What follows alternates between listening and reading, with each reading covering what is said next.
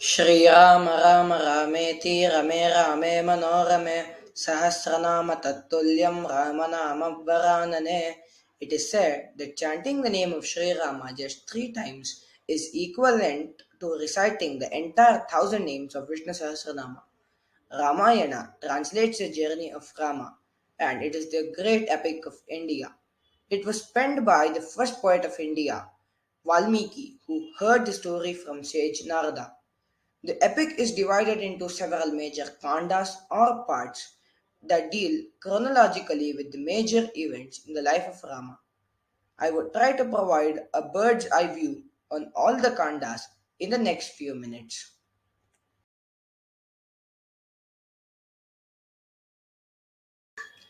Balakanda commences with the auspicious birth of the four princes of Ayodhya when Dasharatha performs Putra Kameshti Yaga for having child. He was blessed with four sons, Rama being eldest, followed by Lakshmana, Bharata, and Shatrughna. Their education begins in Gurukul of sage Vasishtha, and they acquire all the skills and return to Ayodhya. Sage Vishwamitra takes the two princes, Rama and Lakshmana, along with him to kill the demon Taraka, who was a threat to the sages. After killing the demons, Rama and Lakshmana, along with Vishwamitra, head over to kingdom of Mithila for attending Sita Swayamvara. Sri Rama breaks the mighty Shiva Dhanush and King Janaka weds of Sita Devi to Sri Rama. Rama returns to Ayodhya, which makes the end of Balakanda.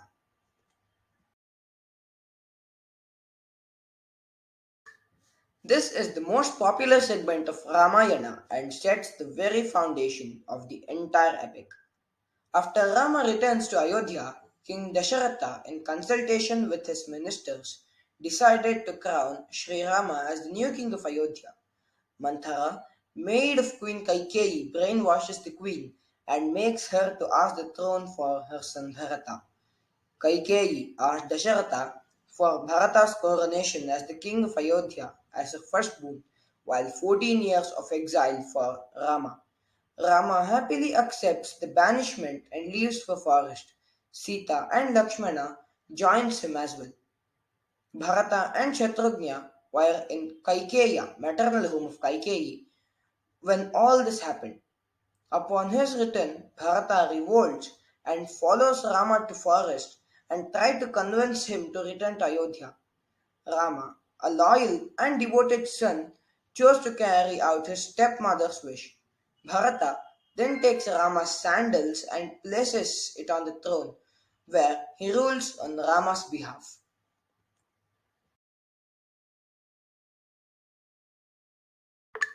Aranyakanda has detailed accounts of last year of exile of Rama, Sita, and Lakshmana in the forest. At the Panchavati forest, Shurpanaka, a Rakshasa woman, tries to seduce the brothers. Lakshmana cuts off her nose and ears. Shurpanaka's brothers Khara and Dushana attack Rama. Rama kills Khara. Dushana escapes and narrates the story to Ravana, who is Shurpanaka's brother. Ravana plans to kidnap Sita with the help of Maricha, who assumes the form of golden deer, captivates Sita's attention. Sita pleads Rama to capture the deer. When Rama goes after the deer, he knew it was not a deer and kills Maricha. Maricha imitates Rama's voice and screams. Hearing this, Sita sends Lakshmana to Rama's help. Encashing this situation, Ravana kidnaps Sita. The efforts by Jatayu, a vulture bird, to save Sita goes in vain, and Jatayu gets severely wounded. While searching for Sita, Rama and Lakshmana meet Kabanda, who advised them to meet Sugriva, who can help them.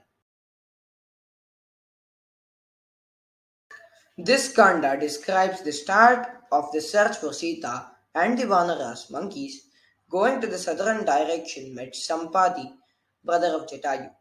While searching for Sita in province of Kishkinda, Hanuman meets Rama and Lakshmana to know the whereabouts of them. After understanding they were not sent by Vali, Sugriva's brother, who exiled Sugriva, Hanuman takes them to Sugriva. After hearing the story of Sugriva, Rama kills Vali and regains the kingdom to Sugriva. Sugriva, in return, agrees to help Rama in finding Sita. He sends his army to all the directions. The army that went down to south hits the coast of an ocean. The army led by Hanuman and Angada finds out from Sampadi, who is brother of Jatayu, that Sita was taken to Lanka.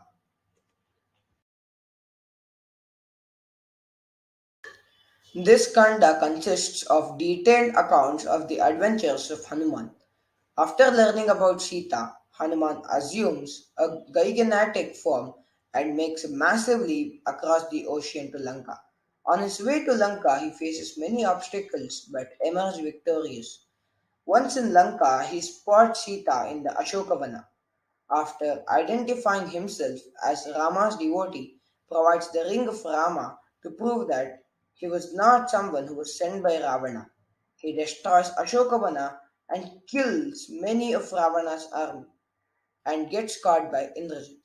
Hanuman spreads a strong message of Rama's strength in Ravana and pleads to hand over Sita to Rama.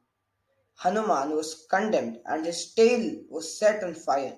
He escapes and tortures the city of Lanka. The joyous search party returns to Kishkinda with the news.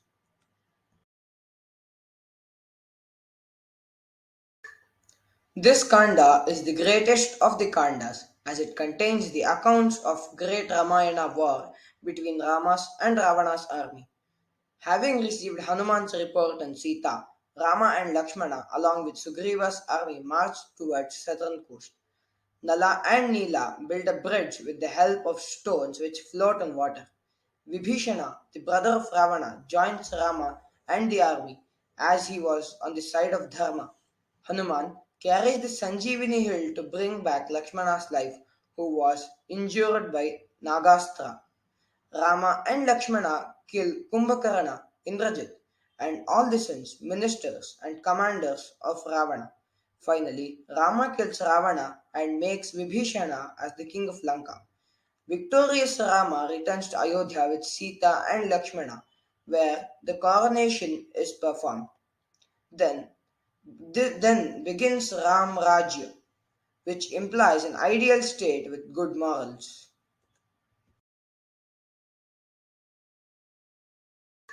This kanda is regarded to be the later addition to the original story by Valmiki and concerns the final years of Rama, Sita, and Rama's brothers.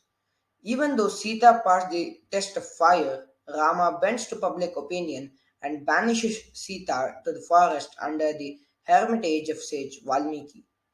She gives birth to two kids in the forest, Lava and Kusha. Valmiki composes the Ramayana and teaches Lava and Kusha to sing it. Lava and Kusha sing the Ramayana in the presence of Rama and his vast audience. When Sita's exile is recited, Valmiki produces Sita. She calls upon her mother earth and vanishes into the earth. Rama learns that Lava and Kusha are his sons. Rama leaves his mortal body and Kusha takes over as the king of Ayodhya. Though various versions of Ramayana has thousands of shlokas, the whole Ramayana can be recited in one shloka called Ekashloki Ramayana, written by sage Tulsidas.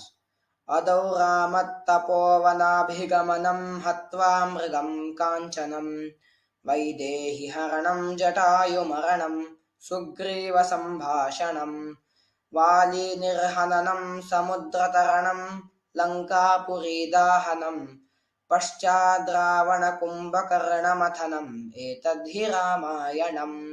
Surrender yourselves to Sri Rama. May Lord Rama bless all of us. Thank you.